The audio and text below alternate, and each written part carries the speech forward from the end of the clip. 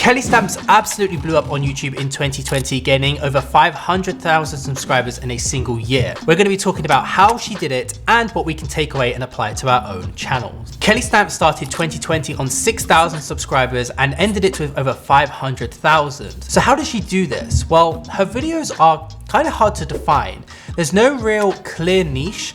The production quality appears kind of average, and she doesn't really act like a YouTuber. At least not a YouTuber from 2018 onwards. Her content feels very much like the early days of YouTube, when people were just turning on the camera and talking to it and kind of not really wondering who's watching. They were just expressing themselves, which is why YouTube had the tagline, broadcast yourself. YouTubers in modern day YouTube feel kind of manufactured. They never really feel as authentic as they used to be. If you click on any video of Kelly Stamps, you'll be faced with a pretty rogue intro that sometimes has nothing to do with the video that she's talking about. There's no energetic, hey guys, welcome back to the channel, that kind of like blow out your eardrums. And she often looks very bored on video. It looks like she doesn't even want to be there, which is intriguing considering everyone on YouTube at the moment is having fast cuts. They're screaming and they're shouting because they want to keep your attention. But this is exactly where the secret to her growth lies. Her channel may not be about any particular topic, but they are about her. Kelly Stamps, along with other personality vloggers like Emma Chamberlain, make videos you'll click on because of them rather than because of what they're doing or what they're talking about. We can break her success down to three things. The first is her authentic personality. The second is the relatable vibes. And then the third is the unpredictability of her videos. You never really know what you're going to get when you click on one of her videos. So let's start with her authentic personality. Watching Kelly Stamps is like truly peeking behind the curtain of someone's life. Watching her videos, you see her behaving exactly as she would if there was no camera there, and she acts just kind of strange on camera. But rather than editing out all of those mistakes and those moments where she stumbles across her words like I just did, she leaves them in, and that kind of shows her as a more human YouTuber as opposed to these manufactured YouTubers that we see today. She's funny, but not in an in-your-face YouTuber kind of way. She acts herself, and it's naturally amusing and quite charming. With Kelly, we're not subjected to a classic vlogger who's super high energy and just comes across as a bit fake. She's a normal person and she's just being weird.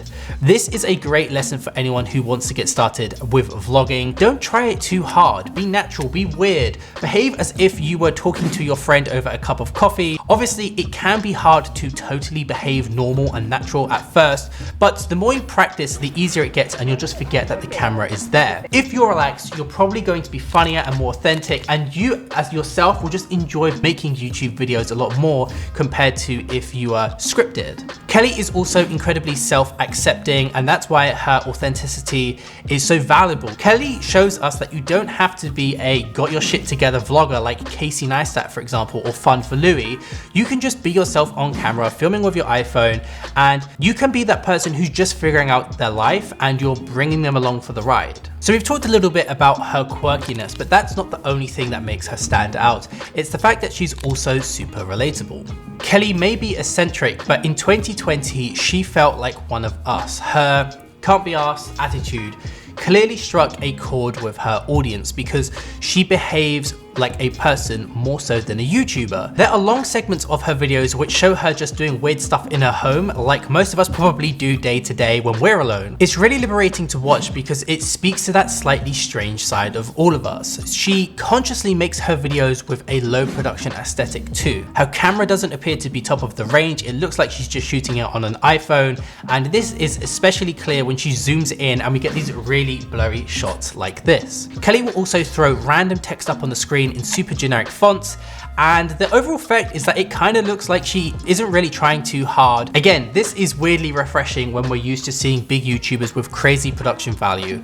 Her editing style feels like an extension of her personality. Her most viewed video is literally called How I Remain Unbothered, and this video probably sums her up the best. She isn't afraid to show that CBA attitude that we all feel sometimes. Her videos also span a bunch of topics that would be relatable to anyone, from a video titled I Don't Like People to advice on saving money to her crazy dating stories. You just feel like she's a friend and you're relating to her in this way. Video topics like these might draw in a more general audience, but once you're in, it's hard not to get hooked by her personality.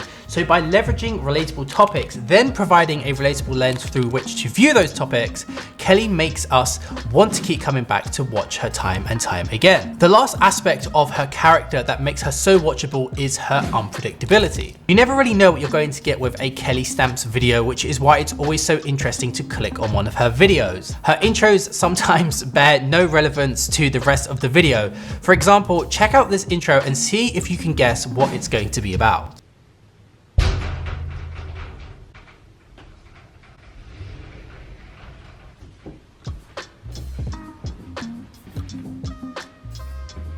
Any ideas? Well, this is actually a video giving tips for starting a YouTube channel, and she begins by emerging from her wardrobe like some sort of dementor from Harry Potter for absolutely no reason at all. It makes no sense, but this is how she decided to start a YouTube video. This is not a conventional hook by any means. Something like what Mr. Beast would do, it'd be very concise and to the point, and you'd be into the video before you knew it. Whereas for Kelly, she'll spend like 30 seconds dancing to a K-pop video.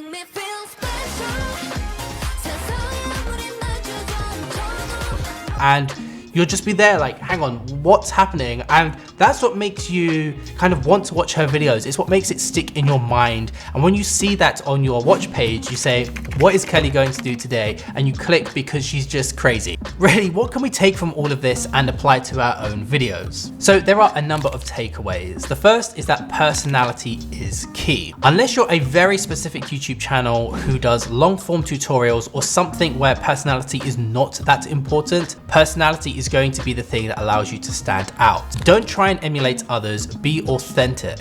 The second thing that we can take away from Kelly Stamps is that production value is not everything. You can go ahead and pick literally any of her videos and you'll see she doesn't really care about audio or video quality. She just hits record and acts like herself for a little bit. On this YouTube channel, we have a bunch of videos where we help people get started on YouTube. And one of the things that we do is we tell them to just take out their iPhone and hit the record button and just make their first video. That's usually the biggest hump that people have to get over before they start to become more frequent on YouTube. A lot of people always feel like I have to have this amazing camera or this really great lighting rig or something like that. Whereas Kelly Stamp is proof that you can hit 650k subscribers without worrying about production value. The third and final takeaway is that this is not actually a complete success story. For as quickly as Kelly Stamps grew in 2020, her growth has actually plateaued in the last year. If you go ahead and look at her videos today, you'll see that they haven't really changed too much.